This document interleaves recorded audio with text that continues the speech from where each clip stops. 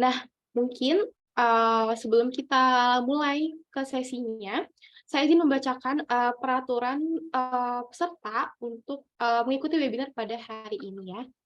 Nah, untuk peraturan yang pertama, di sini peserta diwajibkan untuk hadir 10 menit sebelum acara dimulai, karena registrasi sudah dimulai sejak pukul 9.30 tadi ya. Kemudian semua peserta bisa menggunakan namanya sendiri pada identitas di Zoom masing-masing. Kemudian pada saat pemateri sedang menyampaikan materinya, teman-teman di sini boleh mute dulu ya, karena nanti untuk sesi interaktif atau sesi tanya jawabnya ada sesi tersendiri. Kemudian selama kegiatan virtual, di sini kami sangat mengapresiasi jika teman-teman bisa menghidupkan kameranya dan menggunakan virtual background yang sudah disediakan oleh panitia. Kemudian pada sesi sharing dan tanya jawab nanti, peserta dapat bertanya dengan menuliskan di kolom chat maupun raise hand dan menunggu persetujuan dari MC. Kemudian peserta dapat mengisi daftar hadir melalui link yang akan dibagikan oleh panitia setelah sesi berakhir. Kemudian teman-teman bisa fokus dan tertib selama mengikuti webinar. Oke, mungkin operator boleh dibantu next.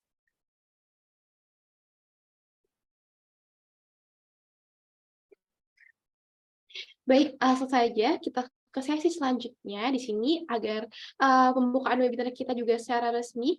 Jadi kita akan mendengarkan kata sambutan dari Ibu Rahmatillah Razak SKM MFIT selaku dosen pengampu dari mata kuliah Biostatistik FKM Unsri 2019. Kepada Ibu Rahmatillah Razak, waktu dan layar dipersilahkan.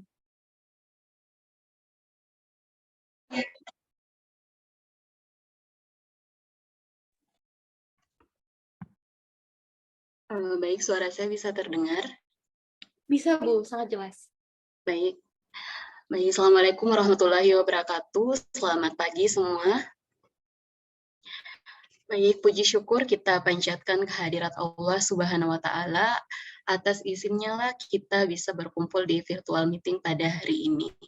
Jadi acara webinar series ini merupakan kegiatan mahasiswa peminatan biostatistik ya, untuk sharing ilmu terkait dengan analisis data, teknik sampling, dan metodologi penelitian.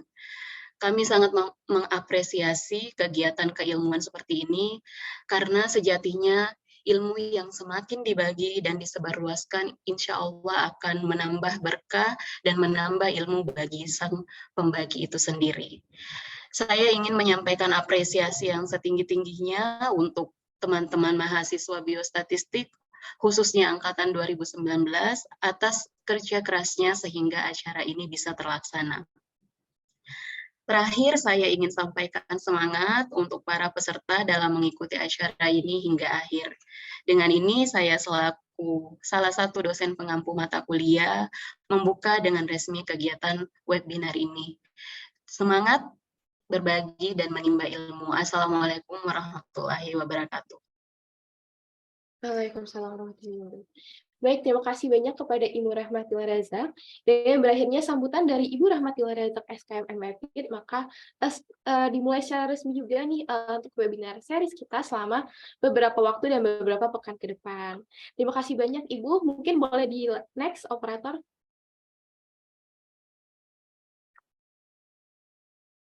Baik, untuk membuka acara ini secara resmi dan juga agar webinar kita pada hari ini berjalan dengan lancar dan kita dapat memperoleh banyak manfaat, ada baiknya kita akan melakukan pembacaan doa bersama-sama, yang mana pada kesempatan ini akan dipimpin langsung oleh rekan saya, yaitu kepada Fieri. Kepada Fieri, waktu dan layar dipersilahkan. Baik, apakah suara saya sudah terdengar? Terdengar. Ya, baik. Assalamualaikum warahmatullahi wabarakatuh. Jadi di sini saya akan sebelum kita memulai acara webinar pada pagi hari ini, ada baiknya kita membaca doa. Adapun untuk doa kali ini akan saya pimpin dalam agama Islam. Untuk yang non Muslim dapat menyesuaikan. Bismillahirrahmanirrahim. Bismillahirrahmanirrahim. Alhamdulillahirrabbilalamin. Ar-Rahmanirrahim. Maliki yaumiddin. Iyyaka na'budu wa iyyaka nasta'in. Ihdinas siratal mustaqim. Siratal ladzina an'amta 'alaihim ghairil maghdubi 'alaihim waladdallin. Amin. Bismillahirrahmanirrahim. Ini as'al. Ya Allah ya Tuhan kami, lancarkanlah kegiatan webinar biostatistika yang akan dilaksanakan pada pagi hari ini. Semoga acara kami dapat berjalan dengan lancar. Bismillahirrahmanirrahim. Allahumma inna nas'aluka salamatan fid din wa alfiyatan fil jasad wa ziyadatan fil ilmi wa barakatan fil rizqi wa taubatan qabla maut wa rahmatan indal maut wa maghfiratan ba'dal maut. Allahumma hawin ala nafsi sakratul maut wa najata wa afa indal hisab. Rabbana atina fid dunya hasanah wa fil akhirati hasanah wa qina adzabannar. Subhana rabbika rabbil izzati amma yasifun. Wassalamun ala mursalin walhamdulillahi rabbil alamin. Wassalamualaikum warahmatullahi wabarakatuh. Baik, terima kasih banyak kepada Fieri atas telah memimpin bacaan doa kita pada pagi hari ini. Mungkin operator boleh di next.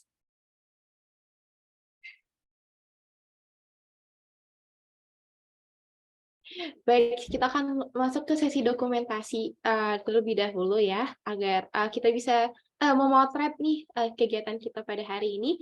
Mungkin operator boleh dimatiin dulu ya share screen-nya biar bisa kelihatan semua foto-fotonya.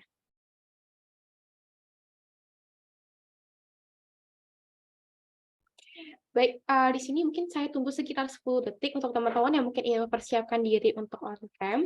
Teman-teman yang lain boleh segera on-cam ya dengan menggunakan virtual background yang sudah disiapkan oleh panitia.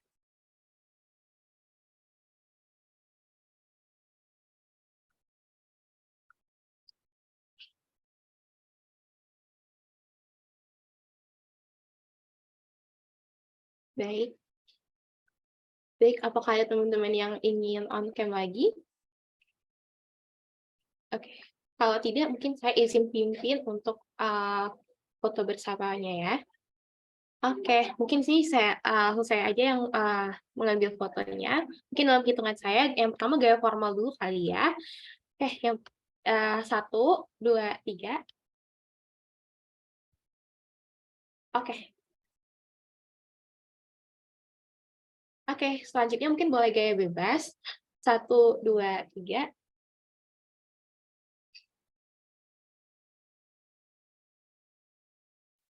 Baik, terima kasih kepada teman-teman dan juga kepada Ibu Rahmatullah Raza. Mungkin boleh di-share screen lagi kepada operator.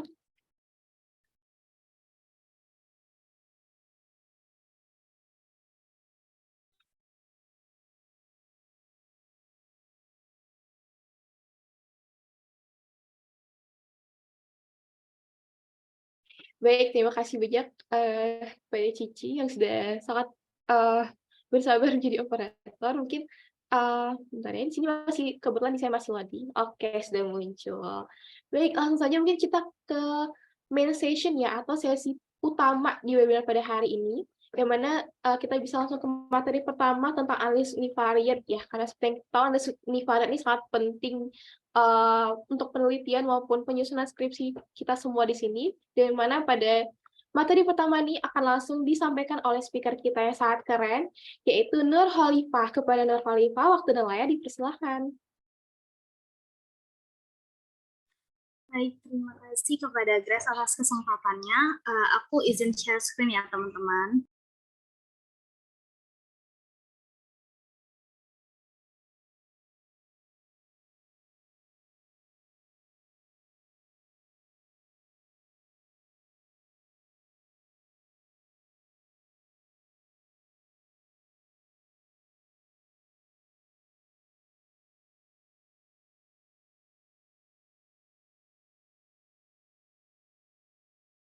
Ini udah kelihatan belum ya? Udah kok, udah tinggal digedein aja. Oke. Full screen, oke. Bismillahirrahmanirrahim. Assalamualaikum warahmatullahi wabarakatuh. Selamat pagi semuanya. Terima kasih teman-teman yang udah datang ke webinar kita hari ini. Walaupun ini hari Sabtu ya, di mana harusnya teman-teman lagi istirahat, menikmati hari liburnya, tapi teman-teman memutuskan untuk belajar ilmu baru. Itu sangat luar biasa. Jadi pada kesempatan kali ini dari tim biostatistik akan menjelaskan atau memberikan materi tentang analisis univariat dan sampling. Nah, untuk analisis univariat sendiri akan disampaikan oleh saya. Baik, nah sebelum saya menjelaskan apa itu analisis univariat, saya akan memberitahu bahwa pada statistik itu terdapat 3 analisis statistik. Yang pertama itu ada univariat, bivariat, dan multivariat. Jadi sebelum kita belajar univariat, kita tuh harus tahu ada apa aja sih analisis statistik gitu ya. Jadi ada 3, uni, bivariat, dan multivariat. Nah, ketiga dari analisis statistik ini akan kita pelajari semuanya di Pekan Raya Biostatistik. Namun pada pertemuan pertama kita belajar univariat terlebih dahulu. Untuk minggu depan dan minggu selanjutnya adalah bivariat dan multivariat. Jadi bedanya apa antara ketiga analisis statistik ini teman-teman? Jadi yang pertama univariat, yang hari ini kita akan pelajari. Jadi pada univariat itu hanya ada 1 variabel yang dianalisis. Dan tujuan dari univariat itu adalah memberikan gambaran tentang suatu data gitu. Nah, sementara kalau bivariat itu biasanya menganalisis 2 variabel untuk melihat sebuah hubungan antara kedua variabel tersebut. Misalnya, kita melihat kejadian stunting, variabel kejadian stunting dengan pola asuh ibu misalnya. Nah, itu kan ada 2 variabel dan kita melihat hubungannya. Nah, itu dilihat dari bivariat. Sementara kalau multivariat itu menganalisis 2 atau bisa lebih dari 2 variabel yang mana tujuannya untuk menguji hipotesis. Misalnya apa? Misalnya kita ingin meneliti faktor-faktor kejadian DBD misalnya di suatu daerah. Nah, itu kan faktor-faktornya banyak. Bisa jadi karena lingkungannya, atau misal kebiasaan buang sampah sembarangan, dan lain-lain. Nah, itu variabelnya banyak. Nah, untuk menguji hipotesisnya, apakah ada hubungan faktor-faktor mana saja yang paling dominan mempengaruhi kejadian DBD di suatu daerah. Nah, itu kita bisa menganalisisnya menggunakan multivariat. Namun, ketiga analisis ini harus dilakukan secara berjenjang begitu. Jadi yang pertama kita harus menganalisis univariatnya terlebih dahulu, kemudian bivariat, baru multivariat. Baik.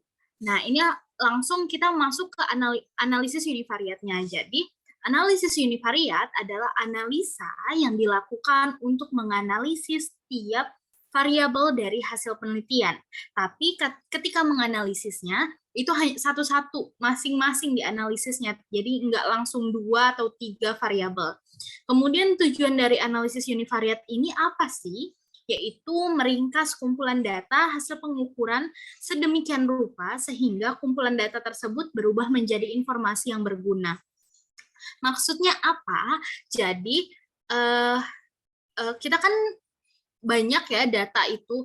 Mungkin pada saat ini data yang bisa kita ambil hanya sebatas 100 orang misalnya, masih bisa kita hitung manual. Bagaimana jika kita melakukan penelitian yang hampir ribuan atau bahkan puluhan ribu datanya. Nah, itu kan masih sulit ya kita untuk mencari tahu mana nilai maksimumnya, minimumnya, rata-ratanya berapa, karena data yang dimiliki sangat banyak. Maka dari itu ada analisis univariat. Kemudian, nah sebelum kita masuk ke analisis univariatnya, kita harus mempelajari karakteristik data, teman-teman. Jadi pada statistik, data itu terbagi menjadi 2 jenis, yaitu data numerik dan data kategorik. Data numerik itu apa? Data numerik adalah data kuantitatif yang berbentuk angka. Ingat kalau numerik itu angka. Jadi contohnya, misal kadar hemoglobin atau usia responden. Usia responden itu kan nggak mungkin ya berbentuk dengan huruf, pasti bentuknya adalah angka. Misal usia respondennya ternyata 47 tahun atau 20 tahun. Nah, itu kan bentuknya angka. Nah, itu adalah data numerik, teman-teman. Atau tekanan darah diastolik 180, misal 120, dan lain-lain. Itu bentuknya angka, bukan berbentuk huruf atau yang lainnya. Kemudian ada juga data kategorik. Data kategorik ini adalah data kualitatif yang tidak berbentuk angka dan tiap kategorinya mewakili suatu nilai. Misal, itu adalah pendidikan ibu. Pendidikan itu kan bentuknya biasanya kalau misal di Indonesia pendidikan itu biasanya SD, SMP, terus SMA, perguruan tinggi, dan lain-lain. Nah, itu kan bentuknya bukan angka ya, berarti itu masuknya ke data kategorik. Dan satu lagi bukan pesan, note-nya, catatannya bahwa data numerik ini bisa diubah menjadi data kategorik teman-teman dengan cara mengelompokkannya. Nah, ini dia analisis data numerik dan data kategorik. Jadi di analisis univariat itu kan tadi udah disampaikan bahwa data itu ada yang numerik dan kategorik, dan cara penggunaannya, cara menganalisisnya itu juga berbeda. Jadi maka dari itu dari awal kita harus paham dulu apa itu data numerik, apa itu data kategorik. Nah, kita langsung masuk ke analisis data numerik.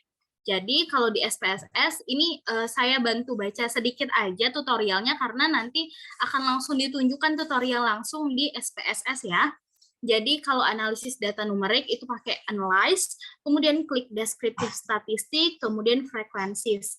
Nah, nanti di opsinya itu akan ada statistik, kemudian klik mean, median, mode, standar deviasi, variasi, maksimum, dan minimum. Nah, kemudian, teman-teman di sini mungkin aku mau menginfokan bahwa kalau misal kita lagi melakukan penyajian data, itu jangan seluruh output yang ada di SPSS di-copy, tapi ada lagi pengolahan penyajian datanya. Jadi kita bikin tabel yang baru dan masukkan nilai-nilai tertentu saja. Jadi tidak semua nilai yang disajikan di output SPSS itu kita masukkan ke dalam Word atau penyajian datanya. Jadi jika datanya ternyata berdistribusi normal, maka yang ditampilkan adalah mean dan standar deviasi. Kemudian jika datanya berdistribusi tidak normal, maka nilai yang ditampilkan adalah median, minimum, dan maksimum. Nah, kemudian analisis data kategorik ini hampir sama, hampir sama tutorialnya atau caranya. Kemudian namun ada berbeda pada bagian statistiknya. Di frekuensi ini yang dilihat hanya persentasenya, begitu. Karena biasanya kalau data kategorik itu kategorinya sedikit, hanya 2 atau 3 tergantung penelitinya, dan biasanya kita tidak bisa melihat nilai min-nya kalau data kategorik, min, median, dan lain-lain. Namun data numerik kita bisa melihatnya, begitu. Nah, pada analisis data, tadi kan sudah saya singgung juga ya, ada uji normalitas data gitu. Nah, ini kita belajar juga tentang uji normalitas data. Data yang uji normalitas biasanya adalah data numerik. Nah, ini caranya adalah analyze, descriptive, explore, kemudian pada bagian plots, factor level together, stem and leaf, normality plot with test, kemudian klik continue. Kemudian, kita melihat bagaimana sih kita menentukan si data ini berdistribusi atau normal adalah pada nilai signifikansi Kolmogorov-Smirnov yang nilainya lebih besar dari 0,05. Jika ternyata nilai signifikansi kita itu lebih besar dari 0,05, maka data tersebut itu berdistribusi normal. Nah, sekarang ayo kita praktek di SPSS-nya. Bentar ya.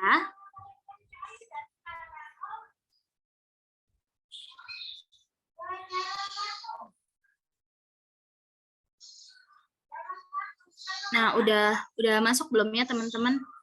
SPSS-nya udah ya? Oke. Nah, jadi kita Nah, ini adalah dataset yang saya punya gitu ya, teman-teman. Ini nanti disesuaikan saja sama dataset kita.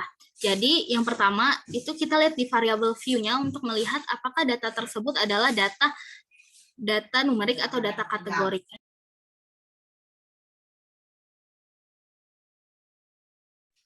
Nah, biasanya selain dari kita melihat apakah dia berbentuk angka atau tidak, di SPSS sebenarnya walaupun dia itu kategorik, biasanya bentuknya tetap angka, teman-teman nih, kayak 1, 2, 4, tapi sebenarnya dia kategorik.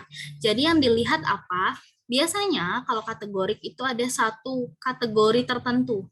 Misal ini ada kategori 1 itu then, kemudian 2 letter, dan 3 not at all, dan lain-lain. Sementara kalau misal data numerik, itu biasanya nggak ada kategori di sini. Jadi ini non atau kosong. Jadi benar-benar angka yang disajikan di data view adalah data mutlak atau data seharusnya. Misal ini total children ever born atau jumlah anak yang pernah dilahirkan. Berarti kalau ini V201, bentar ya, V201. Nah, misal tadi kan V201 adalah jumlah anak yang dilahirkan. Di sini angkanya adalah 1, 2, 4. Artinya berarti memang pada responden tersebut itu anak yang pernah dilahirkan jumlahnya 1 atau 2 atau 8 dan seterusnya tergantung angka yang ada di sini. Kemudian kalau misal kategori misal ini riwayat melakukan aborsi. Nah, kemudian di sini kita kategorikan tidak dan iya. Tidak itu angkanya 0, ini tidak itu angkanya 0, dan iya itu angkanya 1. Artinya apa, teman-teman? Pada variabel aborsi ini, nah variabel aborsi. Nah, ini pada variabel aborsi, angka 0 bukan berarti aborsinya 0, atau angka 1 mengartikan aborsinya 1 kali. Bukan, teman-teman. Jadi, angka 0 di sini berdasarkan value yang sudah kita buat adalah 0 tadi tidak pernah aborsi, sementara 1 ya atau pernah aborsi. Jadi, angka 0 dan 1 ini memiliki nilai tertentu. Bukan dalam artian dia 0 kali aborsi dan 1 kali aborsi, begitu ya. Cukup jelas. Nah, sekarang kita langsung masuk ke analisis univariatnya. Misal, kita data numerik dulu. Kita data numerik pakai yang jumlah anak yang pernah dilahirkan tadi ya. Ini nama variabelnya dinamakan V201. Kita lihat di sini V201. Nah, yang ini ya, V201. Kemudian kita klik analyze, ya, diperhatiin baik-baik ya teman-teman. Analyze, kemudian klik descriptive statistik. Nah, karena datanya numerik, kita klik frequencies, ya, dan kita masukkan variabel yang ingin kita analisis. Misal, tadi apa yang kita ingin analisis? Total children ever born atau anak yang pernah lahir gitu ya, anak yang pernah dilahirkan. Nah, kita masukin ke dalam kotak yang ini. Jadi caranya tadi kita klik salah satu variabel yang ingin kita analisis, kemudian klik tanda panah ke sini. Nah, terus kalau mau dibalikin ke kotak sebelah sini, gimana caranya? Tinggal klik variabelnya, kemudian klik tanda panah, dia akan kembali ke sini gitu ya. Nah, kemudian klik statistik. Kita tadi datanya numerik, berarti yang dilihat apa? Yang dilihat mean, median, mode, dan summary, kemudian standar deviasi, minimum, dan maksimum. Kemudian klik continue. Nah, kemudian klik OK.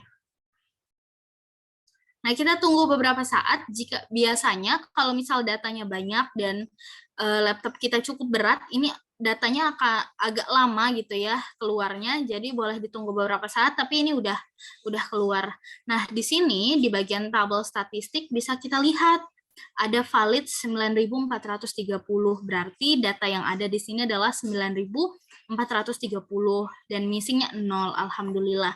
Jadi arti missing itu apa? Jadi dari 9.430 itu seluruh datanya itu terisi atau tidak ada yang hilang gitu ya. Jadi kalau misal ada missing itu perlu kita perhatikan juga teman-teman.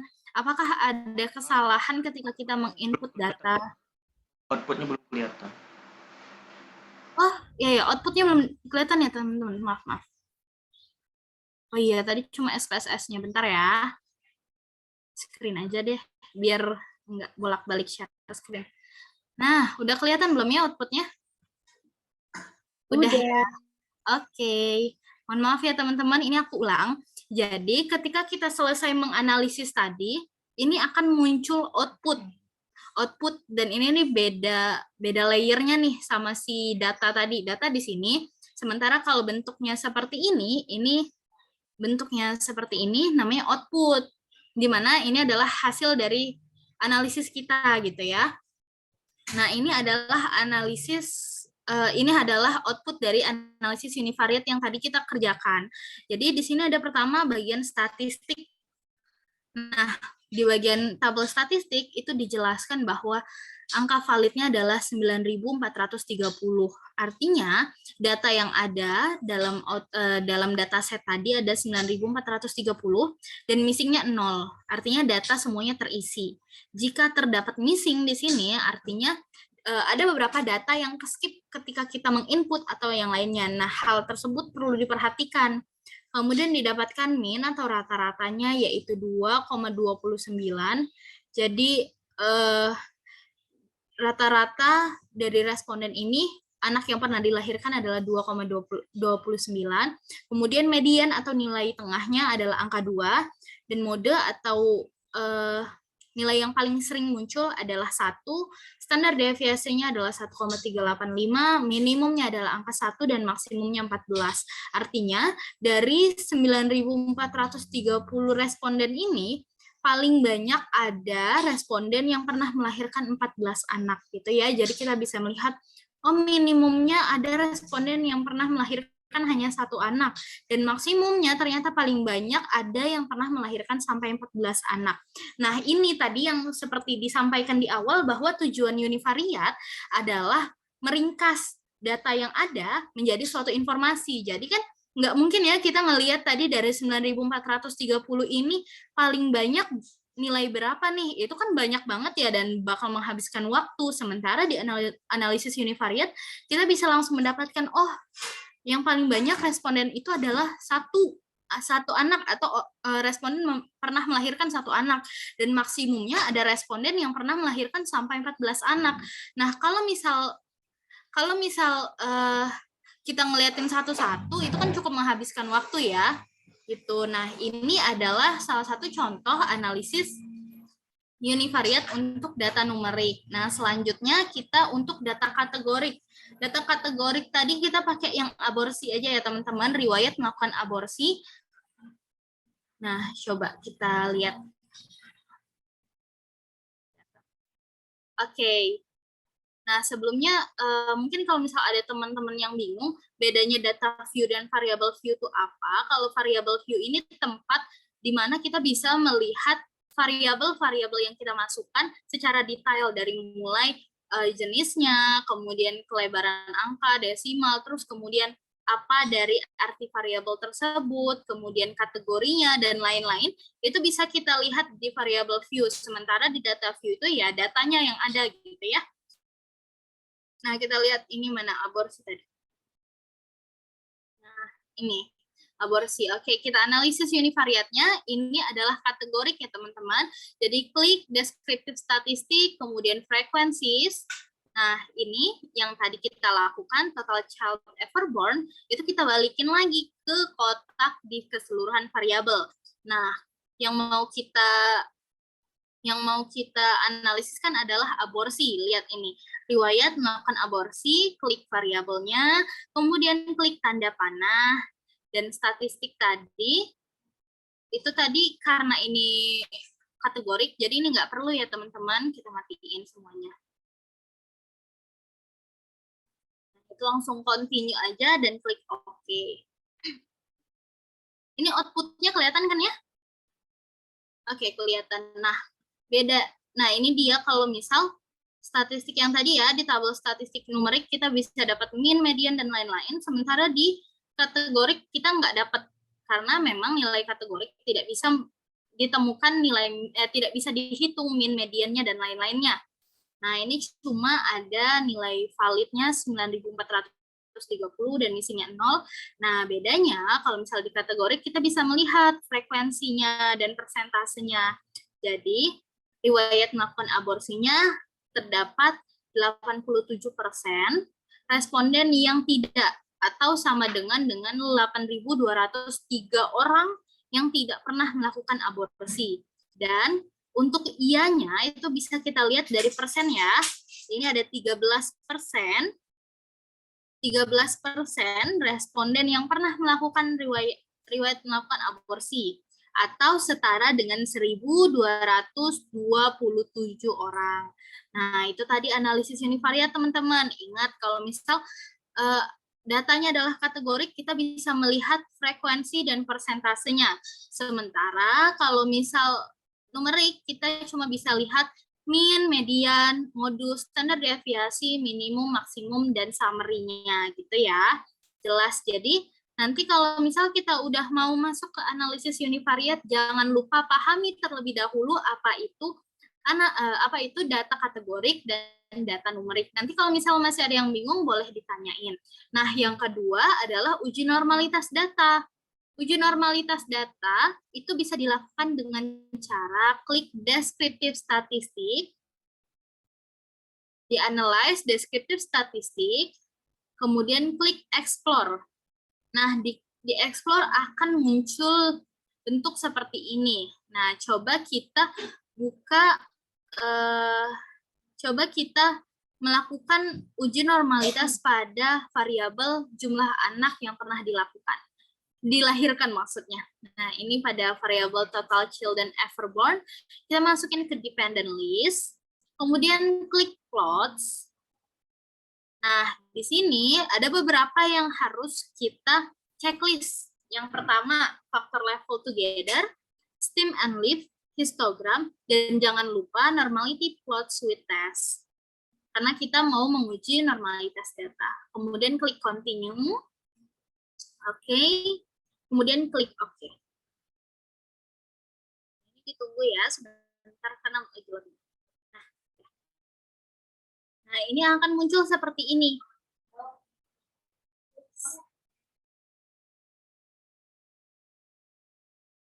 Nah, pada bagian ini kita bisa lihat yang valid ada 6.340 atau 100%, dan yang missing ada 0.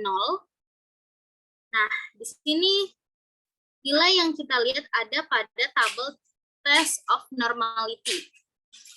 Nah, di sini test of normality-nya ada Kolmogorov-Smirnov.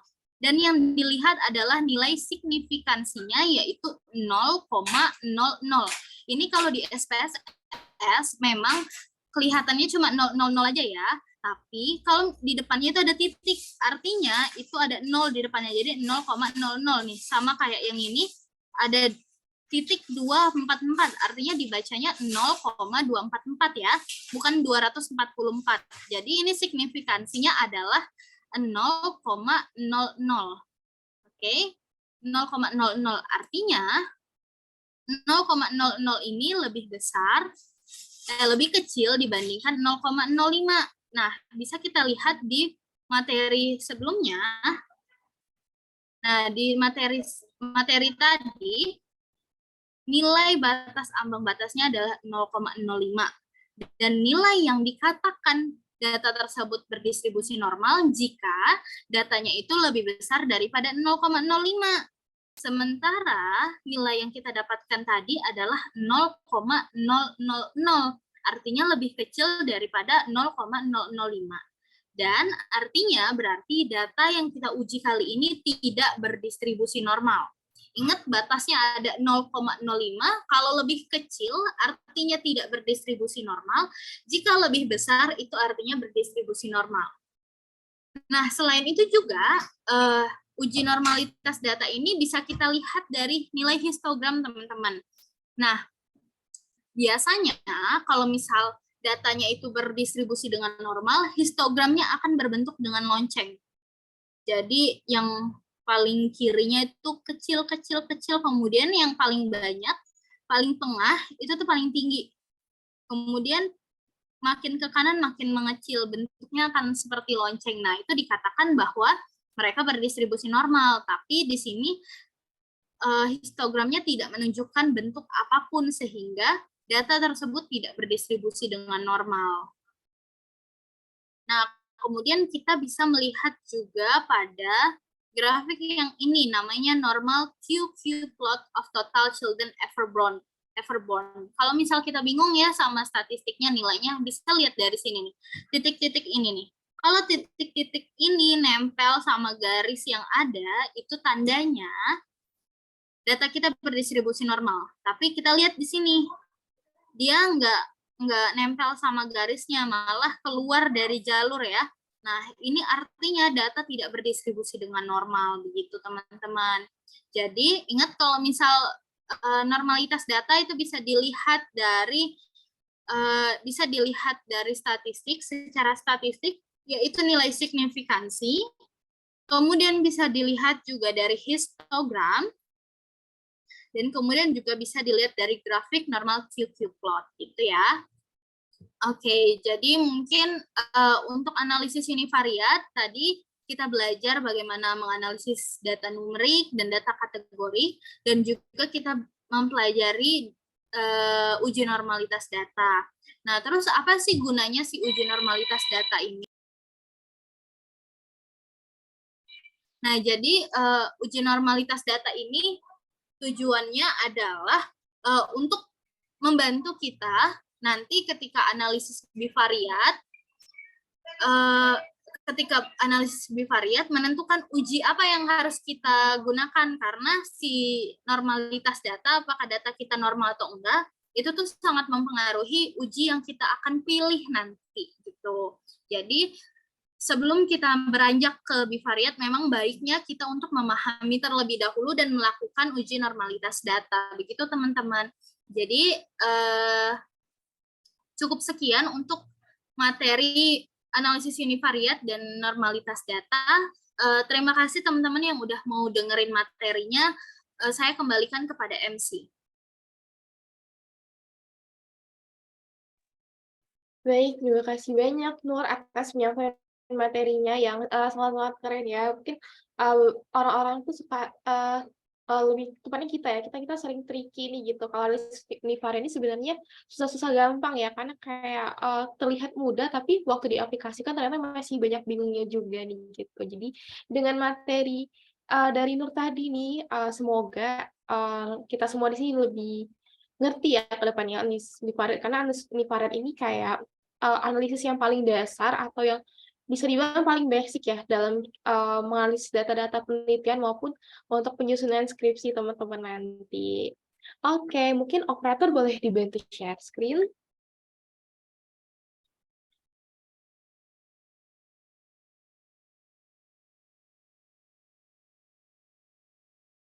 Oke, wow.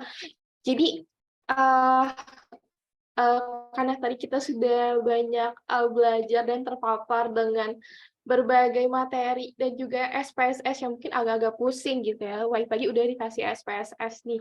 Nah, sebelum kita lanjut ke materi selanjutnya, jadi di sini teman-teman udah nyiapin ice breaking nih biar kita nggak pusing-pusing lagi nih, lumayan meringankan pusing-pusing kita untuk belajar ke materi kedua, yaitu materi sampling ya. Mungkin bakal lebih pusing, jadi kita having fun bentar kali ya, buat nge-refresh otak sejenak.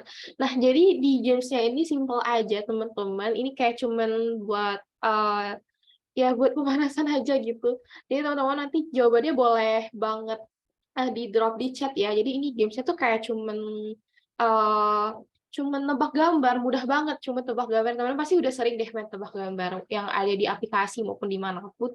Cuma tebak gambar, teman-teman tebak aja gitu. Dan ini nih kan, aku lihat-lihat, wah ini ternyata tebak hewan guys, jadi mudah banget. Cuma tebak hewan aja, nanti drop aja di chat. Tapi sebelum kita mulai main game, aku pengen cek ombak sedikit nih teman-teman. Boleh dong bilang kayak hadir atau udah siap nih mau ikut games-nya, atau mungkin mau kasih reaction juga boleh banget. Aku pengen lihat seberapa rame nih yang ikut webinar kita hari ini. Wow, baik kok nggak ada yang chat. Mungkin boleh dong, mungkin teman-teman panitia boleh nih mulai ramein duluan biar teman-temannya juga lebih iya gitu. Oke. Iya, itu karena tuh teman panitia juga ini ya nyiapin hadiah ya, nggak tahu ya kalau itu. Oke, oke. Mungkin, wow, oke, udah rame. Kayak udah pada pada nggak sabar, mungkin boleh banget nih operator Cici, boleh di next kita langsung ke tebak gambar yang pertama. Ada apa ya?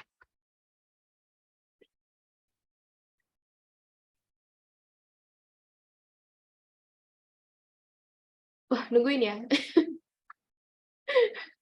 Oke, nah ini, oh mudah banget sih kalau dari gambarnya, aku juga bisa. Mungkin teman-teman boleh taruh di chat nih, gambar apa? Ini hewan apa ya gitu. Oke, ada yang bilang gajah. Kucing, wow, ini kaum kaum mana ya yang jawab kucing? Ini kayaknya ada penglihatan-penglihatan sendiri. Kalau kambing, ini pasti ada penglihatan tersendiri nih yang nebak-nebak random-random gini ya. Jerapah. Oke, oke, oke, oke, oke, oke, udah rame. Oke, oke, oke. Oke, kita review kali ya. Kira-kira, kira-kira ini apa gitu ya? Apa tiba-tiba jadi unicorn? Mungkin boleh Cici langsung di next slide kita review. Ternyata bebek, guys. Ada yang bener nggak ya tadi? Aku mau nge-scroll. Ada nggak ya yang jawab bebek? Nggak ada ternyata, ya ampun. Nggak apa-apa. Kita coba lagi di di ini ya, di next-nya ya. Wah, ada yang komen bebek. Waduh, ini agak-agak salah, salah sasaran ya. Oke, langsung aja ini gambar kedua. Kalau dari gambarnya sih mudah ya, ini kayak katak gak sih? Katak. Tapi coba kita lihat dulu chat teman-teman, mana tahu ada yang hit nih. Kalau ada yang bener, waduh, keren banget. Oke, udah rame macam-macam. Ada yang jawab ayam, kucing, ikan lele. Wow, oke, siapa yang ini ya, siapa yang tahu sih, tapi merpati, ular, terus apa lagi nih? Cicak. Oke, oke, oke, oke. Oke, kayak langsung di next aja, Cici. Kita reveal aja nih. Ya udah pada nggak sabar. Apa ya? Oke, ternyata buaya. Tapi aku lihat ada yang benar. Siapa ya yang benar? Yang jawab buaya didoain skripsinya lancar luncur. Amin. Oke, oke, next, next, next. Oke, oh ini mudah sih ini. Mudah banget. Apa ya ini ya? Kalau dari kakinya sih domba sih. Ya ini domba fix. Kayaknya eh, nggak mungkin nggak mungkin miss ini mah kuda guys bersepi. Maung. Kerbau. Wow. Oke, yang ada yang tahu lah ya siapakah hewan yang ada di balik tanda tanya gede ini. Mungkin karena udah rame, Cici boleh langsung di next saja. Ternyata ayam ada nggak tadi yang ngehit ya? Ngehit ayam. Nggak ada ya? Ya, ada. Oh, keren, keren, keren, keren, keren. Oke, mungkin boleh di next lagi aja, Cici. Oke, ini iya mudah. Ini penguin. Penguin nggak sih? Fix penguin ini. Kucing. Kelinci hiu. Hiu dong. Ini sapi. Harimau. Kambing. Oh ya, ya. Kayak aku penasaran ada yang bener kayak ini ya. Ini sebenarnya MC ada kisi-kisinya sih sebenarnya. Tapi nggak bisa di-spill, maaf ya teman-teman. Oke, mungkin boleh langsung di next aja, Cici. Apa ya? Oh, panda ternyata. Oke, ya ampun, ini yang nulis skripsi emang emang agak lain ya kalau skripsi. Ini kan aku pikiran kali ya. Santai dong Fator. Ini kita masih sesi games dulu Fator. Nanti ya kita bakal perskripsiannya nanti lagi. Oke, oke, boleh deh nih Cici. Ingat skripsi. Oke. Ini mudah. Ini ketebak ini ke spill dari atas. Kurang briefing, kurang di hide ini. Ini udah mudah, ini banyak pasti yang benar. Oke. Boleh, boleh, boleh. Boleh langsung di next aja. Ini udah banyak yang benar soalnya. Iya. Oke, oke, oke. Oke, silakan di next aja, Ci. Ini mudah juga ini. Kucing. Oke. Si singa sih ini udah kelihatan. Meong, harimau. Besar Alaska, beruang maung. Oke, oke, oke. Aku lihat belum ada yang benar sih. Anaconda. Seru banget ya tiba-tiba kepala singa jadi anaconda. Tapi kita langsung lihat aja Cici next-nya apa ini.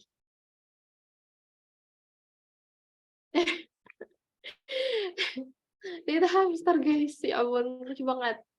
Oke, mungkin boleh di next aja.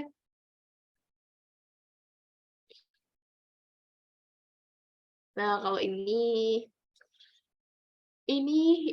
kayaknya yang paling susah deh kalau menurut aku. Soalnya kayak tricky banget. Tapi boleh boleh teman-teman di chat aja gitu random. Ayam, landak. Oke, lumayan random kalau landak. Cacing besar Alaska. Cacing besar Alaska gimana? Aku nggak pernah lihat cacing besar Alaska. Mungkin boleh tuh tadi siapa yang nyebut cacing besar Alaska. Mungkin boleh di-drop mungkin foto cacing besar Alaska itu gimana, karena aku jadi penasaran juga ya. T-Rex. Oh, oke. T-Rex. Tapi nggak ada yang tahu lah ya. Oke, kayak langsung di ini aja Cici, di-spill aja apa ini? Di SpongeBob. Oh iya. Oh, akhirnya gak nonton deh. Itu series SpongeBob. Oke, ternyata bagus. Tapi ini kayak tricky banget gitu loh, karena kayak ngeditnya sangat-sangat perfect, iya nggak sih? Kayak nyatu banget gitu, kayak nggak terlihat dipaksakan gitu. Iya, bener banget. Oke, next aja di sini kayaknya kita masih ada beberapa pertanyaan lagi deh. Oh, tinggal 2. Oke oke oke. Nah, ini mudah sih. Ini mudah fix. Ayam ini mah ayam lagi. Kerbau. Serem banget kerbau.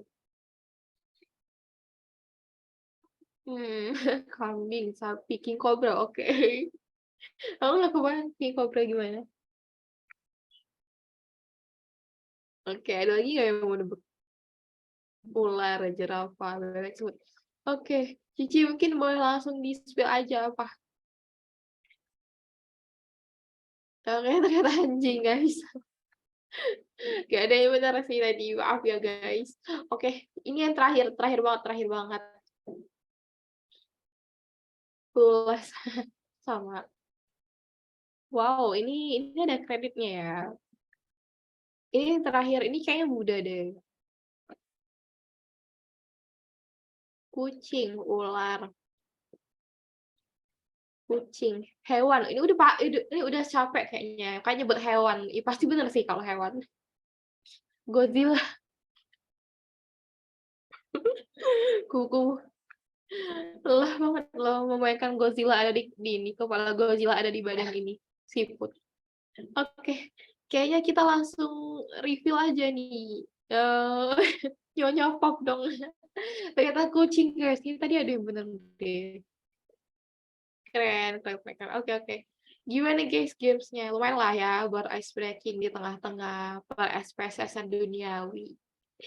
Oke, thank you. Thank you semua buat semua teman-teman yang udah sangat-sangat interaktif nih ngejawab pertanyaan-pertanyaan random ya. Ini sebenarnya tebak gambarnya sangat-sangat random dan aneh dan tidak masuk akal, tapi ada yang bener tadi. Wah, keren banget sih yang bener didoain skripsi lancar luncur. Oke, mungkin kita langsung next aja ke materi selanjutnya. Cici boleh di next. Oke, jadi materi yang kedua ini tentang sampling ya, atau besar sampel. Ini juga salah satu hal yang basic banget ya. Ini ada karena ini ada di bab 3 ya, bab 3 skripsi ya teman-teman. Mungkin teman-teman yang lagi menyusun persemproan duniawi pasti ketemu ini dan mungkin kayak bingung gitu ya. Pakai rumus yang mana ya gitu. Karena banyak banget. Eh, di sesi ini bakal dikupas tuntas langsung bersama speaker kita, yaitu Feby Anggreni. Mungkin kepada Feby, waktu dan layar dipersilakan. Oke, terima kasih Grace sebagai MC. Mungkin Nur boleh bantu.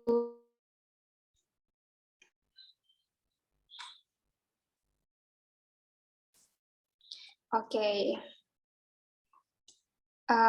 Assalamualaikum warahmatullahi wabarakatuh. Baiklah, mungkin sebelumnya perkenalan dulu kali ya.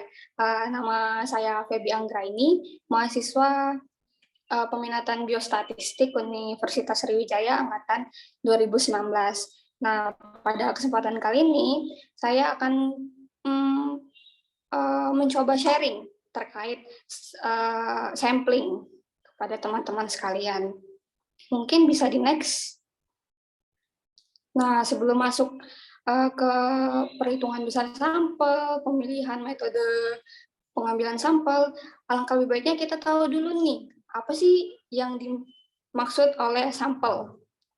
Nah, sampel itu definisinya bagian dari populasi yang dapat dijangkau dan dapat merepresentasikan populasi penelitian.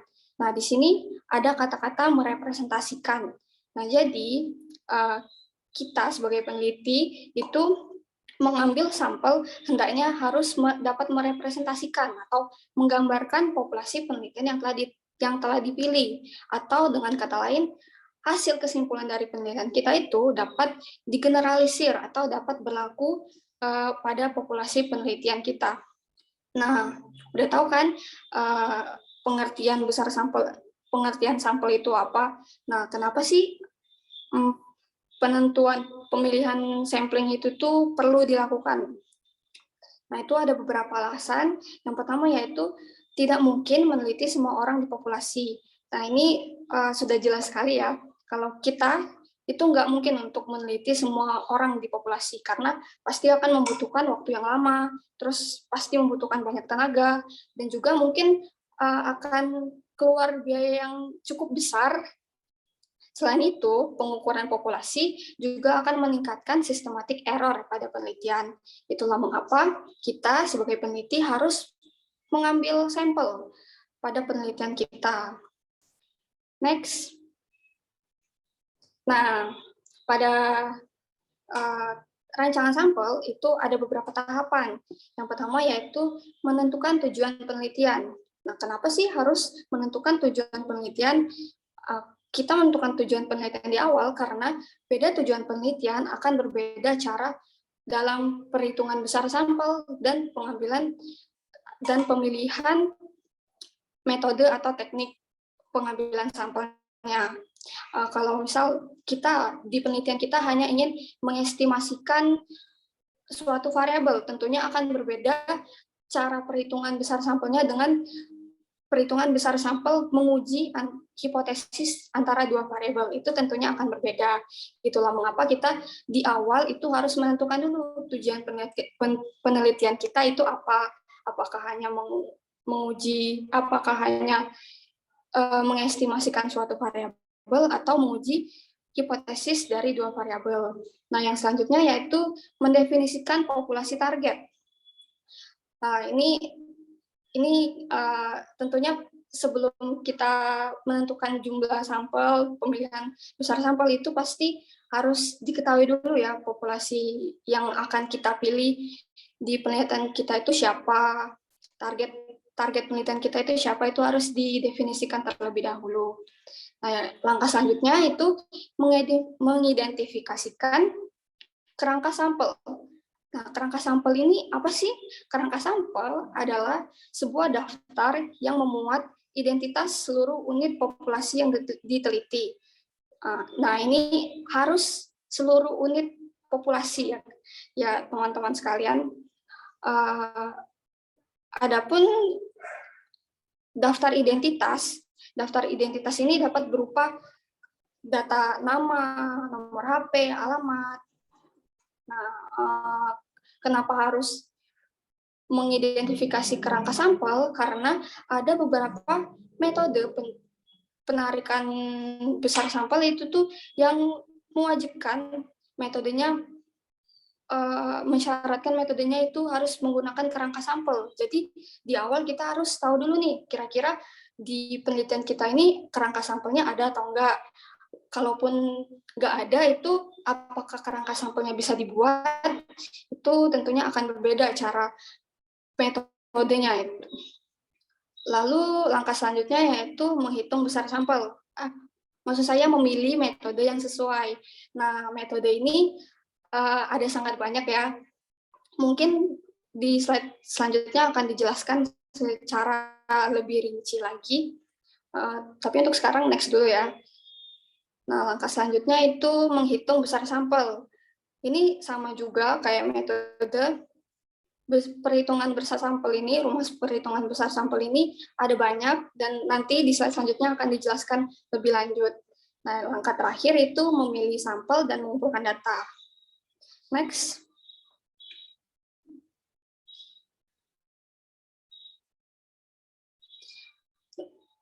Metode pengambilan sampel. Nah, seperti yang sudah saya singgung sebelumnya, itu metode pengambilan sampel itu ada sangat banyak ya teman-teman, tapi pada umumnya itu dibagi menjadi subpopulasi besar, subbagian besar seperti itu. Yang pertama itu ada probability sampling dan non-probability sampling, atau bisa disebut juga random sampling dan non-random sampling. Nah, ini sebenarnya apa sih probability sampling dan non-probability sampling ini? Probability sampling adalah teknik pengambilan sampel di mana semua individu dari populasi itu memiliki peluang yang sama untuk terpilih menjadi sampel. Sedangkan non-probability itu tidak memiliki peluang yang sama untuk terpilih menjadi sampel. Tetapi pada presentasi kita, pada webinar kita hari ini, hanya fokus menjelaskan mengenai probability sampling. Oh ya, perlu diperhatikan juga kalau probability sampling dan non-probability sampling ini agak berbeda ya. Kalau probability sampling itu biasa digunakan pada penelitian kuantitatif, sedangkan non-probability sampling itu biasa digunakan pada penelitian kualitatif. Pada probability sampling, terbagi lagi menjadi dua, yaitu SRS dan non-SRS. Nah, ini pada SRS itu dibagi lagi menjadi dua, yaitu simple random sampling dan systematic random sampling. Dan yang non-SRS itu ada tiga, stratified random sampling, cluster random sampling, dan multistage random sampling. Nah, ini kita akan bahas satu persatu ya. Yang pertama yaitu simple random sampling. Simple random sampling adalah metode pengambilan sampel yang dilakukan secara acak, yang dilakukan jika pada penelitian tersebut telah tersedia kerangka sampel dan populasinya relatif kecil. Nah, biasanya simple random sampling ini dilakukan pada penelitian-penelitian yang hanya memfokuskan di misal di universitas atau di fakultas atau di sekolah yang populasinya cukup kecil dan pastinya telah tersedia kerangka sampel, entah itu berupa nama mahasiswa atau nama siswa, nomor HP, alamat, itu pasti sudah ada kan datanya dari sekolah ataupun pihak universitas. Nah, yang selanjutnya yaitu systematic random sampling. Systematic random sampling ini hampir mirip dengan simple random sampling, tapi yang membedakan itu kalau di simple random sampling itu semua sampel yang kita ambil itu dilakukan secara acak, sedangkan di systematic random sampling ini hanya sampel pertama yang dilakukan secara acak, sedangkan untuk sampel selanjutnya itu dipilih menggunakan interval. Nah, intervalnya itu dari mana? Itu intervalnya merupakan pembagian dari jumlah populasi dan dibagi jumlah sampel. Misalnya, kalau kita mau melakukan penelitian di Universitas Sriwijaya yang populasinya ada 1.000 mahasiswa, dan kita ingin mengambil sampel sebanyak 200 mahasiswa. Berarti konstanta atau interval dari systematic random sampling kita itu 1.000 dibagi 200, berarti intervalnya 5. Nah, itu prosesnya itu dari kita memilih sampel pertama secara acak. Misalkan nih, sampel pertama itu didapatkan nomor 25. Berarti untuk selanjutnya itu dilakukan berdasarkan interval yang telah kita dapatkan tadi. Jadi dari 25 itu ke 30, ke 35, dan seterusnya seperti itu. Nah, systematic random sampling ini bisa dilakukan di penelitian-penelitian yang seperti apa sih? Nah, biasanya systematic random sampling ini dilakukan pada penelitian-penelitian yang telah tersedia kerangka sampelnya. Dan juga biasanya populasi penelitiannya itu bersifat homogen. Selanjutnya yaitu stratified random sampling. Stratified random sampling adalah teknik atau metode pengambilan sampel yang membagi populasi menjadi subpopulasi. Kemudian sampel dipilih secara acak pada setiap subpopulasi dan menggabungkannya untuk menaksirkan parameter populasi. Nah, ini mungkin nanti akan dijelaskan lebih lanjut karena stratified sama cluster itu agak berkaitan ya teman-teman. Jadi akan dijelaskan lebih lanjut sekalian dengan menjelaskan yang cluster. Nah, yang stratified ini digunakan jika penelitian kita itu populasi heterogen dan ini membuat generalisasi pada subpopulasi. Yang selanjutnya yaitu cluster random sampling. Cluster random sampling ini yang membedakan dengan stratified. Kalau stratified tadi itu setelah kita membagi populasi menjadi subpopulasi, itu sampel dipilih secara acak pada setiap subpopulasi. Kalau yang di cluster ini setelah membagi menjadi subpopulasi itu dipilih beberapa subpopulasi yang akan menjadi fokus penelitian. Nah, setelah memilih subpopulasi tadi, barulah kita ambil beberapa atau seluruh sampel dari subpopulasi yang telah kita pilih tadi.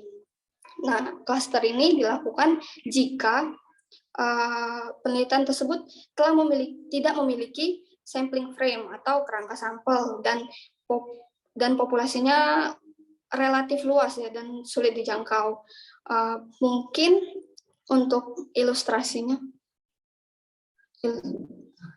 belum Nur yang tadi saya tadi. Nah, mungkin untuk ilustrasinya bisa saya. Kalau misal untuk yang stratified ini itu kan tadi udah dijelasin nih, kalau stratified sama cluster itu kita membagi dulu populasi menjadi subpopulasi. Misalkan kita dari populasi yang ada tadi kita bagi menjadi 5 populasi, subpopulasi, misalkan ini populasi atau subpopulasi ya teman-teman. Nah, kalau misalnya yang stratified itu tuh setelah membagi ini dipilih sampel secara acak pada setiap subpopulasi. Nah, berarti di sini kita ambil berapa sampel pada setiap subpopulasi. Jadi setiap subpopulasi tadi harus kita ambil sampelnya. Sedangkan untuk cluster itu setelah membagi misal 5 subpopulasi, kita pilih lagi beberapa subpopulasi yang akan menjadi fokus penelitian. Misal hanya 2 subpopulasi, berarti misal yang ini sama yang ini. Nah, itu berarti ini yang akan menjadi 2 ini yang akan menjadi fokus penelitian kita. Selanjutnya untuk memilih sampel secara acaknya dapat dilakukan dengan memilih semua populasi pada subpopulasi ini atau hanya memilih sebagian saja. Itu bisa keduanya. Nah, selanjutnya multistage random sampling. Multistage random sampling ini dilakukan jika populasi penelitian itu sangat besar dan wilayah geografisnya sulit dijangkau. Nah, ini multistage random sampling ini merupakan metode pengambilan sampel yang cara pengambilan sampelnya dengan menggunakan kombinasi dari 2 atau lebih metode pengambilan sampel yang berbeda. Jadi kalau multistage ini dapat menggabungkan, antara stratified atau cluster, itu dapat digabungkan pada multistage random sampling ini. Biasanya pada multistage random sampling ini dilakukan pada survei-survei nasional seperti Riskesdas ataupun STKI, itu biasanya menggunakan multistage random sampling. Next. Nah, ini merupakan bagian dari penjelasan saya tadi. Kalau simple random sampling itu digunakan pada penelitian yang area geografisnya relatif cukup kecil dan telah tersedia kerangka sampel.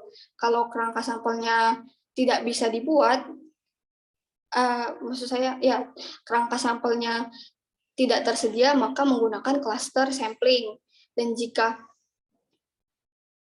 area geografisnya cukup luas, itu juga menggunakan cluster sampling, sedangkan yang stratified itu digunakan jika populasi penelitian itu bersifat heterogen dan ingin mengestimasi masing-masing populasi. Next. Nah, yang ini kita masuk ke besar sampel, perhitungan besar sampel.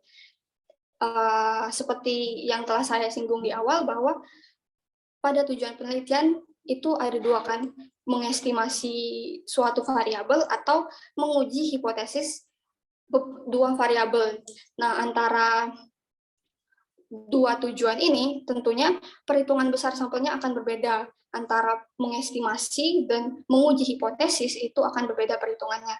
Tetapi pada webinar kita pada hari ini hanya akan fokus membahas mengenai perhitungan besar sampel untuk uji hipotesis. Yang pertama yaitu jika variabel penelitian kita, variabel independen pada penelitian kita itu kategorik dan dependennya itu kategorik, maka dapat dilakukan perhitungan besar sampel menggunakan rumus uji beda dua proporsi dengan analisis data yang berdistribusi normal itu menggunakan uji chi-square, dan yang tidak berdistribusi normal menggunakan uji Fisher-Eksak. Dan selanjutnya yaitu jika penelitian kita variabel independennya numerik dan variabel dependennya kategorik dengan individu yang berbeda atau independen, maka rumus besar sampelnya dapat menggunakan uji beda dua rata-rata independen, dan analisis data yang berdistribusi normalnya dapat dilakukan dengan uji T independen, dan yang tidak berdistribusi normalnya dengan uji Mann-Whitney. Selanjutnya, untuk variabel independennya numerik dan variabel dependennya kategorik tetapi individunya sama atau dependen, maka perhitungan besar sampelnya dapat menggunakan uji beda dua rata-rata dependen dengan analisis data yang berdistribusi normal menggunakan uji T dependen, dan yang tidak berdistribusi normal dengan uji Wilcoxon. Dan yang terakhir yaitu jika independen dan dependennya itu sama-sama numerik, dapat menggunakan perhitungan besar sampel uji korelasi, dan analisis data yang berdistribusi normal itu menggunakan korelasi persen, dan yang tidak berdistribusi normal menggunakan uji korelasi Spearman. Nah, ini teman-teman pada webinar kita hari ini itu tidak membahas mengenai rumus-rumus manual besar sampel, karena nanti pada prakteknya, pada saat kita mempraktekkan deskripsi kita akan menggunakan aplikasi sample size. Jadi kami, rekan-rekan biostatistik yang lain, berpikir bahwa lebih baik hanya memberitahukan teman-teman sekalian rumus-rumus besar sampel apa saja yang akan dipakai untuk penelitian teman-teman sekalian. Next. Nah, ini penentuan P1 dan P2. Pada perhitungan besar sampel, kan kita membutuhkan nilai alfa, nilai beta, dan nilai P1 dan P2. Nah, nilai P1 dan P2 ini bergantung pada desain penelitian yang didapatkan dari penelitian terdahulu. Nah, nilai P1 dan P2 ini didapatkan dari penelitian terdahulu kan. Nah, ini kalau misal didapatkan dari penelitian terdahulu itu yang dilihat apa sih? Nah, yang dilihat dari penelitian terdahulu itu merupakan tabel 2x2-nya. Misal nih, kalau kita mau meneliti stunting dengan riwayat ASI eksklusif pada balita, berarti kita harus mencari nih tabel 2x2 pada penelitian tersebut yang mendeskripsikan stunting dengan ASI eksklusif pada balita, seperti itu. Nah, untuk penentuan nilai P1 dan P2 ini agak berbeda ya, antara desain penelitian case control dengan desain penelitian eksperimen, cohort, maupun cross-seksional. Pada penelitian case control, P1 merupakan pembagian dari nilai A plus A plus C, sedangkan nilai P2 didapatkan dari pembagian nilai B dibagi B plus D, sedangkan nilai pada penelitian eksperimen kohort dan cross-seksional, nilai P1 merupakan pembagian dari nilai A dibagi A plus B, dan nilai P2 merupakan pembagian dari nilai C dibagi C plus D. Nah, ini ya perlu diperhatikan teman-teman bahwa pada penentuan nilai P1 dan P2 ini nih, antara penyakit atau outcome penyakit dan penyebab atau pajanan itu tidak boleh terbalik. Jadi penyakit itu harus berada di row atau di baris, sedangkan penyebab atau pajanan itu harus berada di kolom. Jadi tidak boleh terbalik-balik teman-teman, karena kalau misal terbalik-balik itu akan hasil penelitian kita akan berbeda seperti itu. Dan juga untuk penentuan plus dan minusnya ini juga tidak boleh keliru. Jadi perlu diperhatikan di sini. Oke, mungkin bisa langsung masuk ke contoh aja ya. Next, Nur. Nah, ini contohnya, seorang peneliti ingin meneliti hubungan antara kepadatan hunian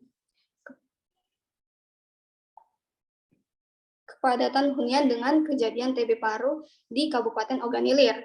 Pada penelitian terdahulu dilakukan secara cross-seksional, diketahui tabel 2x2 kepadatan hunian dan kejadian TB paru sebagai berikut. Nah, berarti TB paru sebagai variabel dependennya dan variabel kepadatan hunian sebagai variabel independen. Penempatannya bagaimana? Seperti yang sudah saya bahas sebelumnya, bahwa untuk penyakit atau outcome itu diletakkan di baris atau row. Jadi TB paru harus diletakkan di sini. Sedangkan yang untuk kepadatan hunian, karena itu merupakan variabel independen atau merupakan pajanan, maka harus diletakkan di kolom. Sedangkan penentuan plus dan minusnya ini, jika kepadatan huniannya tidak memenuhi syarat, itu berarti tandanya plus, karena tidak memenuhi syarat kepadatan hunian berarti beresiko, jadi harus diletakkan di kolom plus. Sedangkan yang memenuhi syarat kepadatan hunian itu diletakkan di yang minus. Sedangkan yang TB paru ini sudah jelas ya, kalau misal TB parunya positif itu diletakkan di sini, kalau yang negatif itu di sini. Nah, untuk perhitungan P1 dan P2-nya bagaimana? Untuk perhitungan P1 dan P2-nya, karena ini penelitian cross-seksional, maka nilai 24 dibagi dengan nilai pertambahan nilai A ditambah nilai B, jadi 24 dibagi 39, jadi 0,62. Sedangkan yang nilai P2 itu B dibagi B plus D, jadi 6 dibagi 15, hasilnya itu 0,4. Next. Mungkin itu saja dari saya. Untuk prakteknya di sample size itu akan dijelaskan oleh Saudari Nur. Sekian dari saya. Wassalamualaikum warahmatullahi wabarakatuh. Saya kembalikan ke Nur Khalifah.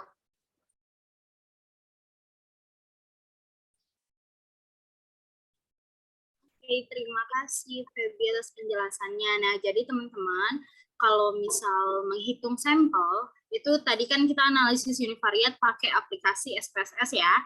Nah, sebenarnya kalau menghitung sampel itu ada rumus manualnya dan kita bisa ngitung nih, tapi lumayan ribet.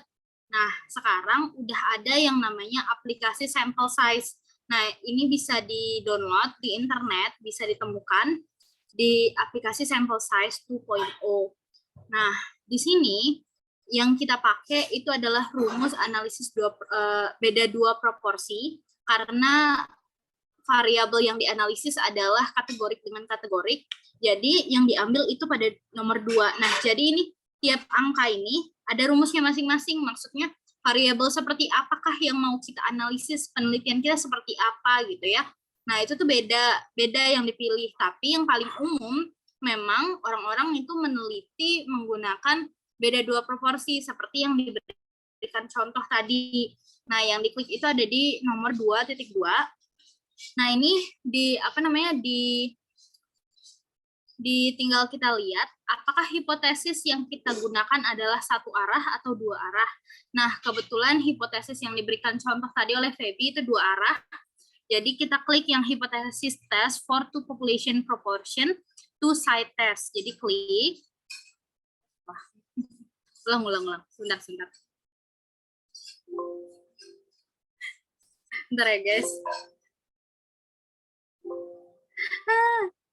Oke. Nah, harusnya klik dulu, kemudian klik estimate, oke? Kliknya estimate, jangan langsung diklik kayak tadi. Nah, terus tadi kan Feby udah bantu untuk menghitung nilai P1 dan P2-nya. Nah, ini bisa kita lihat P1-nya 0,62, P2-nya adalah 0,4. Oke, langsung kita isi di sampel size-nya, P1-nya 0,62, dan P2-nya adalah 0,4. Nah, ini alfa adalah tingkat kesalahannya adalah 5%, dan betanya itu adalah 95%. Nah, kalau misalnya kita pakai sample size, ini bisa langsung dapat nilainya, N adalah 132. Artinya apa, teman-teman? Artinya sampel yang kita butuhkan adalah 132, atau minimal adalah 132. Jadi, jangan sampai kemarin aku pernah sempat dengar dari beberapa teman-teman yang bilang kalau kuantitatif itu apapun penelitiannya, apapun metodenya itu sampelnya adalah 30 orang. Itu salah besar ya teman-teman. Jadi itu tuh harus ada perhitungannya terlebih dahulu. Penelitian sebelumnya bagaimana, P1, P2-nya, dan alfa yang kita gunakan berapa besar, betanya berapa gitu ya. Nah, baru kita mendapatkan nilai N atau sampelnya. Kenapa kita perlu menghitung? Karena kalau misalnya kita nggak ngitung ini, populasi sampel yang kita ambil itu belum tentu mampu untuk menggeneralisasikan populasi yang ada. Jadi maksudnya hasil dari penelitian kita itu tuh nggak berhasil untuk menggambarkan populasi yang ada gitu loh. Jadi cuma sebagian. Jadi kayak misalnya kita mendapatkan, oh ternyata ada hubungan kejadian stunting dengan variabel apa gitu ya. Nah, tapi sampel yang jumlah sampel yang ada, itu tuh kurang dari minimal sampel yang seharusnya ada, karena nggak kita hitung gitu ya. Nah, itu tuh artinya penelitian yang kita lakukan tuh tidak memberikan manfaat apa-apa untuk populasi tersebut, karena hasil penelitian kita diragukan apakah mampu menggambarkan apa yang terjadi di lapangan atau tidak. Maka dari itu memang sangat diperlukan untuk menghitung besar sampel ini. Jadi nggak bisa langsung, oh kalau kuantitatif 30, kalau kualitatif 40, nggak bisa kayak gitu ya teman-teman. Jadi memang harus ada perhitungannya, dan itu tuh tiap penelitian tuh beda. Variabel kita kategorik, apa numerik, dan lain-lain. Maka dari itu memang harus dihitung terlebih dahulu. Jadi dari contoh yang kita pelajari tadi, ini penelitian terdahulu ternyata didapatkan ada 132 N-nya. N itu adalah besar minimal sampel. Jadi ketika kita melakukan penelitian itu, setidaknya kita mendapatkan 132 sampel dari populasi tersebut. Gimana kalau misal ternyata kita populasinya lebih kecil dari ini, misal sampelnya adalah 132 nih, tapi ternyata populasi kita cuma 100 orang. Nah, itu bisa namanya dijustifikasi. Jadi pada bab 3 metode skripsi biasanya kita bisa ngejelasin kenapa sih kita cuma ngambil 100 orang misalnya gitu. Oh, karena populasi yang ada di lapangan itu itu lebih kecil dari sampel minimal yang telah kita hitung di sample size gitu. Jadi mungkin teman-teman yang mau ikut penelitian kuantitatif harus download dulu aplikasi sample size ini, karena kalau misal kita mau hitung, ini rumusnya bisa dilihat, ini beneran ribet banget, dan jujur ini bakal banyak banget kesalahannya kalau misal kita hitung manual kayak gini. Jadi emang lebih baik ada bantuan software yaitu sample size gitu. Mungkin itu aja teman-teman, saya kembalikan kepada Grace. Oke, thank you Feby dan juga Nur atas pemaparannya yang luar biasa tentang besar sampel.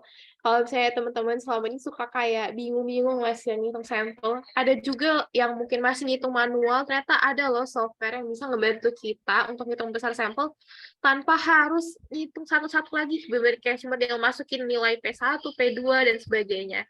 Dan juga tadi udah dijelasin juga ya, ada contoh kasusnya nih kalau misalnya contoh kasusnya gini-gini, P1, P2-nya tuh gimana sih ngitungnya, dan juga gimana sampai ke besar sampelnya. Jadi, semoga dari pemaparan tadi sudah cukup jelas ya dan membantu teman-teman untuk ngitung besar sampel penelitian teman-teman, besar sampel skripsi teman-teman nih yang bakal pakai penelitian kuantitatif.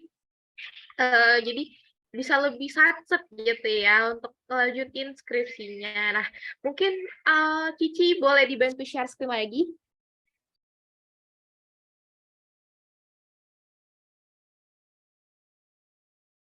Oke, sebentar masih loading ya teman-teman. Oke, jadi tadi setelah pemaparan dua materi tentang analisis univariat dan besar sampel yang sangat-sangat keren dari Nur dan juga Feby, sekarang mungkin kita bakal langsung masuk ke sesi tanya jawab ya buat teman-teman. Di sini kita bisa kasih kesempatan maksimum 3 pertanyaan untuk setiap materi. Jadi analisis univariat 3 pertanyaan, untuk sampling juga 3 pertanyaan karena limitasi waktu, tapi tenang aja teman-teman, nanti kalau misalnya ada pertanyaan lanjutan itu tetap banget boleh ditanyain via PC mungkin boleh ya nanti ke Nur dan Feby. Mungkin untuk sistem pertanyaan juga tadi udah kayak yang aku jelasin di awal, teman-teman boleh via chat kalau berhalangan untuk unmute dan boleh raise hand dulu kalau misalnya ingin bertanya secara langsung. Oke, boleh teman-teman silakan untuk teman-teman yang ingin bertanya.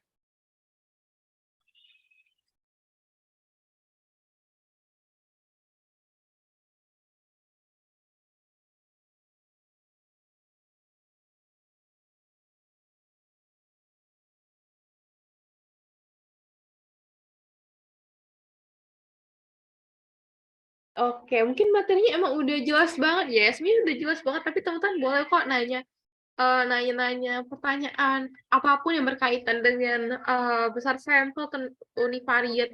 Kalau misalnya teman-teman juga kayak pengen bawa contoh kasus langsung juga boleh banget teman-teman. Silakan kayak kapan lagi bisa nanya-nanya secara langsung gini gitu. Mungkin karena kita ada limitasi waktu, aku tunggu kayak sampai oh ternyata ada yang raise hand. Boleh banget ini kepada Rahmi Darmasari, mau unmute atau gimana?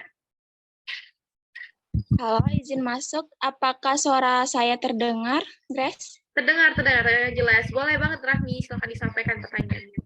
Oke, terima kasih. Aku mau nanya tentang sampling. Nah, tadi kan yang udah dijelaskan sama Nur itu kalau nggak salah yang hipotesis 2 proporsi atau pakai yang one side atau two side. Nah, biasanya kan itu untuk samplingnya kan dikali 2 ya, dikali 2 dari hasil N-nya.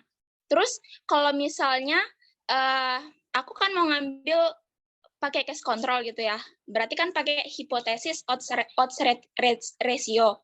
Nah, itu perlu dikali 2 atau enggak? Nah, terus kalau misalnya tadi kan Nur pakai kekuatan ujinya 95%. Kalau itu tuh batas kekuatan ujinya boleh nggak kira-kira dipakai 80% untuk menghitung masyarakat gitu. Mungkin itu aja sih pertanyaan dari aku. Apakah jelas? Oke, pertanyaannya jelas banget.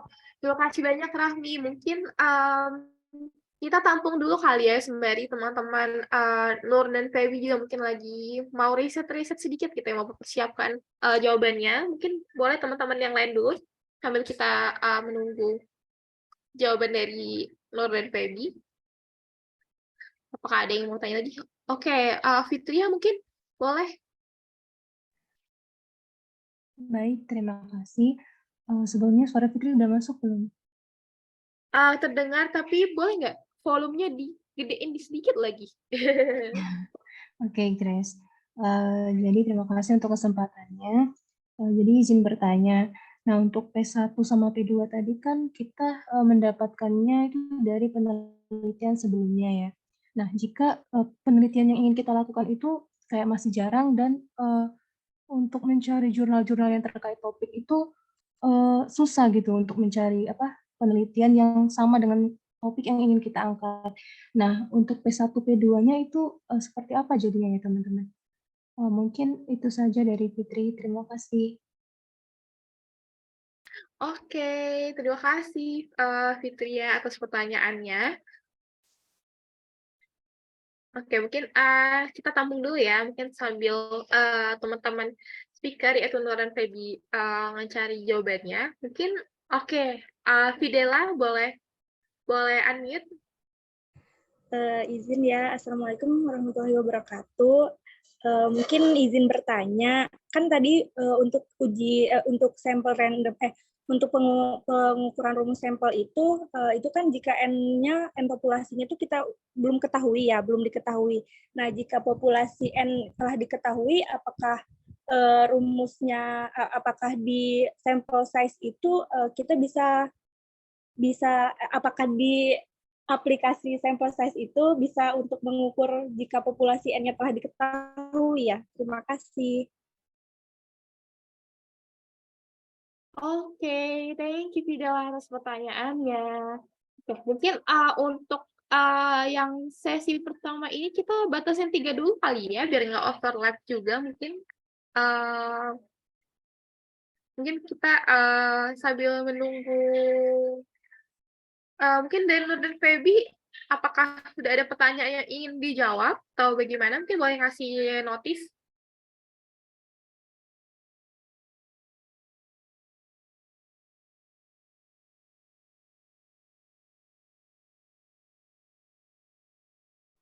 Mungkin ditunggu untuk yang univariate juga dulu kali, guys.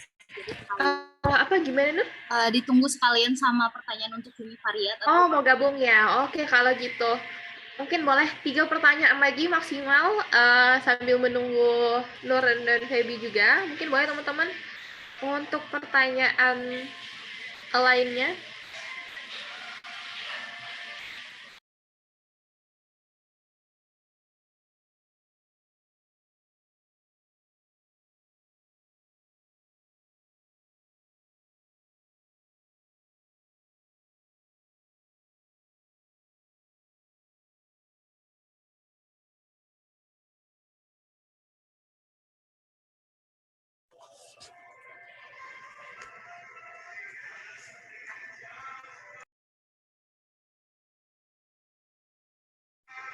Oke, mungkin udah cukup jelas ya teman-teman. Apakah ada yang ingin bertanya lagi?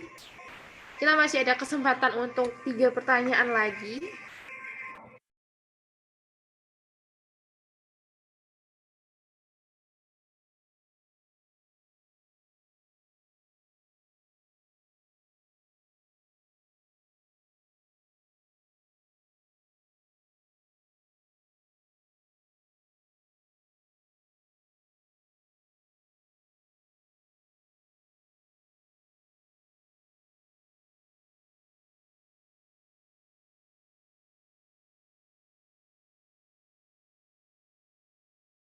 Oke, mungkin teman-teman udah cukup jelas ya mungkin pertanyaannya. Oke, mungkin kalau dari Feby dan Nur udah ada pertanyaan yang siap dijawab? Karena sebenarnya nggak ada yang mau nanya lagi.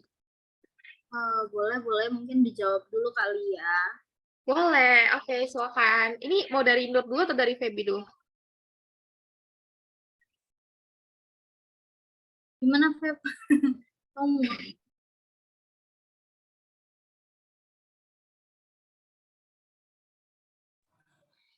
Nur dulu boleh deh kayaknya. Oke, boleh. Kepada Nur, silakan. Oke, aku jawab dari pertanyaannya sebentar ya. Dari pertanyaannya Rahmi dulu ya. Jadi Rahmi itu penelitiannya tentang pest control. case control, terus hipotesis of ratio-nya terus sampelnya itu hasil sampelnya itu dikali 2 atau enggak gitu ya. Jadi kalau misal case control itu kan berarti populasi objek penelitiannya itu ada yang kontrol, ada yang penyakit gitu ya.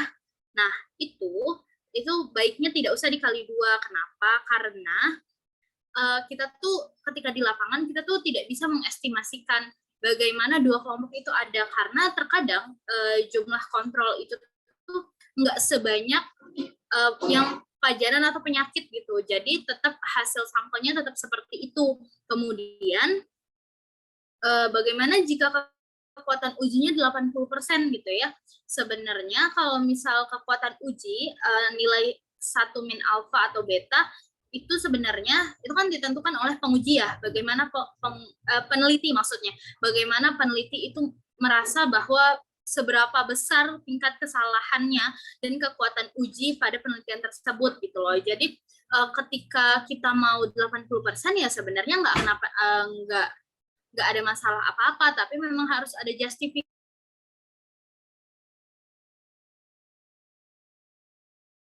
gitu. Gitu, karena memang untuk penelitian kesehatan umumnya atau biasanya itu pakai 95% untuk betanya dan alfanya itu 5% gitu. Nah, kemudian untuk pertanyaan dari Fitria, itu gimana ya kita nentuin P1 dan P2 yang penelitiannya jarang gitu ya, bahkan kan P1 dan P2 itu kan dilihatnya dari penelitian sebelumnya. Lalu bagaimana jika penelitian yang kita lakukan itu jarang? Sebenarnya penelitian yang kita lakukan biasanya itu pernah dilakukan juga oleh orang lain. Sangat jarang sekali kita itu melakukan penelitian yang benar-benar belum pernah dilakukan oleh siapapun di dunia ini gitu loh. Jadi kalau misal emang dari skala Indonesia kita tidak menemukan penelitian tersebut, coba dicari lagi dari skala internasional, dari jurnal-jurnal internasional yang ada gitu. Dari jurnal-jurnal internasional biasanya kalau misal memang belum dilakukan di Indonesia misal gitu ya, dari skala nasional biasanya di skala internasional pasti udah ada gitu, walaupun jarang tapi memang harus tetap dicari. Coba dicari dulu di skala internasional biar kita bisa nemuin gitu ya. Nah, mungkin untuk Feby ada tambahan nggak ya dari pertanyaan Rahmi sama Fitria ini?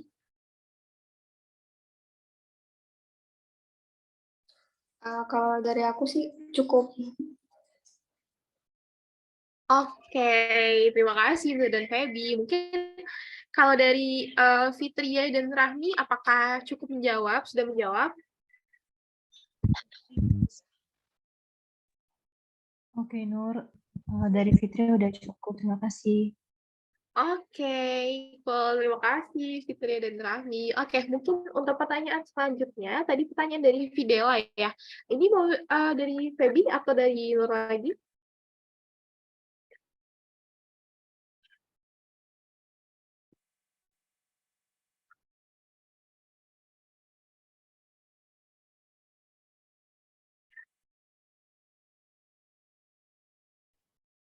Oke, mungkin aku bantu jawab kali ya untuk pertanyaan Videla tadi adalah kan yang tadi kita lakukan, kita belum tahu nih populasinya ada berapa banyak gitu ya, penentuan sampelnya. Terus gimana kalau misal populasinya udah diketahui gitu? Sebenarnya ketika kita sudah mengetahui populasi, itu sebenarnya nggak ada masalah dan tidak mengubah apapun pada perhitungan sampel size, karena di sampel size yang diminta biasanya cuma nilai P1 dan P2, kemudian alfa dan beta gitu. Jadi walaupun kita sudah mengetahui besar populasinya seperti apa, tapi sebenarnya itu nggak mempengaruhi apa-apa gitu loh di sampel size kita gitu, karena memang yang diminta itu cuma P1, P2, alfa dan beta gitu. Mungkin itu jawabannya, Grace. Oke, thank you Nur. Gimana kepada Videla, apakah sudah menjawab?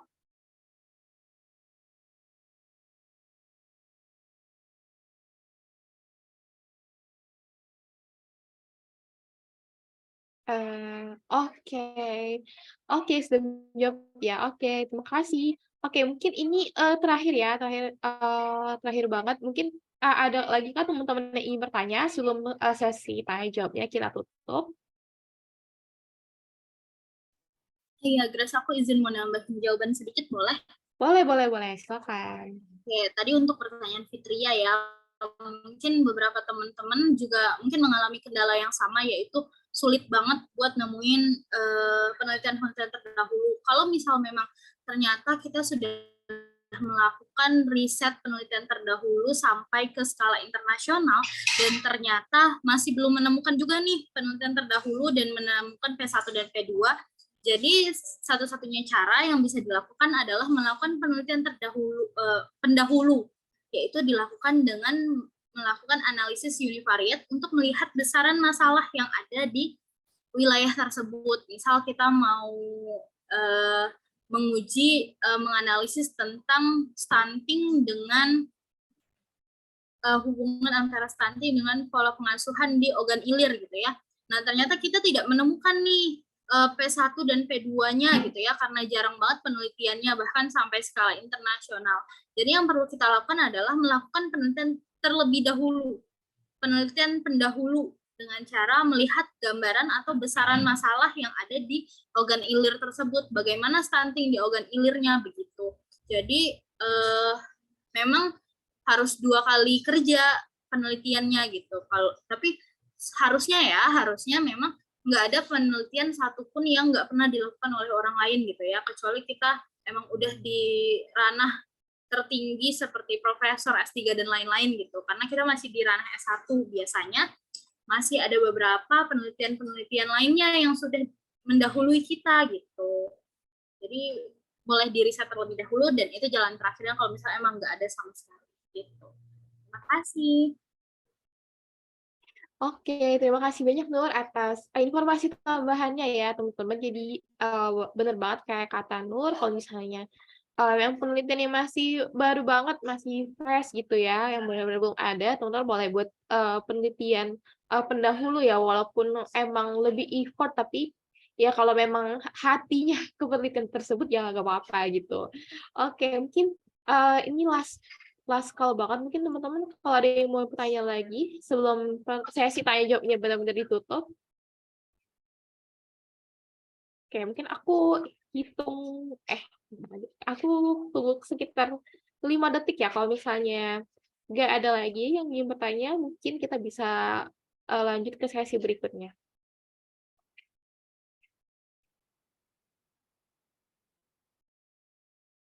Oke, kalau misalnya tidak ada lagi yang ingin tanya, mungkin karena materinya juga emang sudah sangat jelas ya, jadi kayak di sini nggak hanya materi aja, tapi juga ada latihannya langsung nih, benar-benar praktik langsung, jadi lebih ke gambar gitu teman-teman. Nah, tapi tenang aja buat teman-teman yang mungkin sekiranya masih ada bingung-bingung sedikit ataupun ada follow up questions atau ingin tanya-tanya, itu boleh banget kan ya pastinya ngechat Feby dan Nur buat discuss juga nih gitu. Mungkin tanya-tanya sedikit itu juga boleh ke teman-teman bios lainnya karena kita open banget. Jadi tenang aja teman-teman. Kesempatan tanyanya nggak hanya terbatas di sesi ini aja gitu. Oke, mungkin boleh dilanjut nih Cici untuk slide terakhir ya ini harusnya.